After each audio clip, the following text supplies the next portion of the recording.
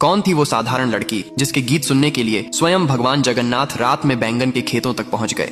उड़ीसा की पवित्र भूमि में एक साधारण बैंगन बेचने वाला व्यक्ति रहता था, जिसकी एक बालिका थी, भोली, निश्छल और प्रेम से भरी हुई। संसार की दृष्टि में वह बस एक गरीब सब्जी वाली थी, पर भीतर उसका हृदय भक्ति के रत्नों से भरा था। उसे संत जयदेव गोस्वामी के गीत गोविंद के पद इतने प्रिय थे कि वह दिन रात उन्हें गुनगुनाती रहती थी। उसके स्वर में कोई शास्त्रीय लय नहीं थी, पर भक्ति की मिठास थी जो सीधे भगवान जगन्नाथ के हृदय तक पहुंचती थी। वह अपने माता पिता की सेवा करती, घर का सारा काम निबटाती और फिर प्रेम से जयदेव गाती रहती। एक दिन पूर्णिमा की रात उसके पिता ने उसे पुकारा, बेटी, चांदनी अभी उजली है, जाकर बैंगन तोड़ ला, सुबह मंडी में ले जाना है।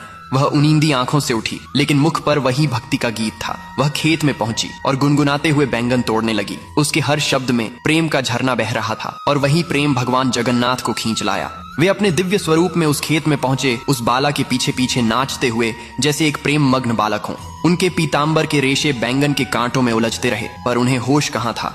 भक्ति का नशा दोनों ओर था। भक्त और भगवान दोनों एक दूसरे में खोए हुए थे। सुबह जब जगन्नाथ मंदिर के पट खुले तो राजा ने देखा कि भगवान का नया पीताम्बर फटा हुआ है। उसे लगा पुजारी ने धोखा दिया है। उसने क्रोधित होकर पुजारी को कारागार में डाल दिया। बेचारा पुजारी रोता रहा, प्रभु, मैं निर्दोष हूँ।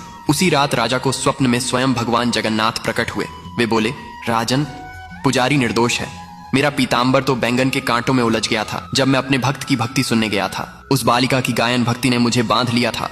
अगली सुबह राजा स्वयं उस खेत में पहुंचा।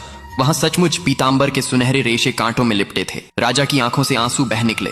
उसने पुजारी को सम्मान के साथ मुक्त किया और प्रण किया कि गीत गोविंद का पाठ अब प्रतिदिन भगवान जगन्नाथ के समक्ष होगा।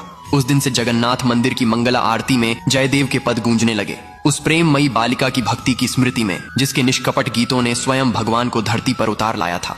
जय जगन्नाथ।